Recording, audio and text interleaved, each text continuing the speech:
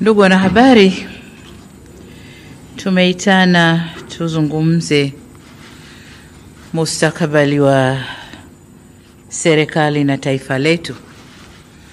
Juzi nikiwa nazungumza na bunge, nilisema kwamba sitachukua muda mrefu nitaunda baraza la mawaziri.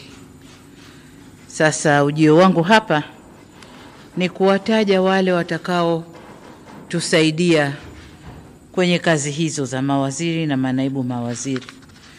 Lakini niseme tu kwa ujumla kwamba wizara zetu, kama nilivyosema juzi nikiwa nahutubia bunge, kwamba tumeona umuhimu wa vijana kuwa na wizara kamili ambayo itasimama nao, na wizara hii itakuwa chini ya ofisi ya Rais.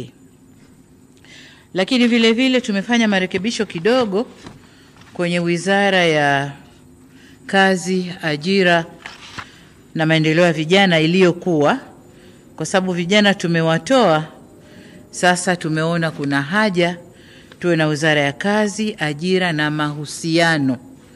Na mahusiano maana yake ni kwamba atakayeshika sehemu hii ya mahusiano atakuwa na kazi kubwa ya kama tulivyosema, kufanya mazungumzo na makundi mbalimbali na wahusika mbalimbali nchini ili kujenga mahusiano mazuri, nayo itakuwa chini ya ofisi ya waziri mkuu.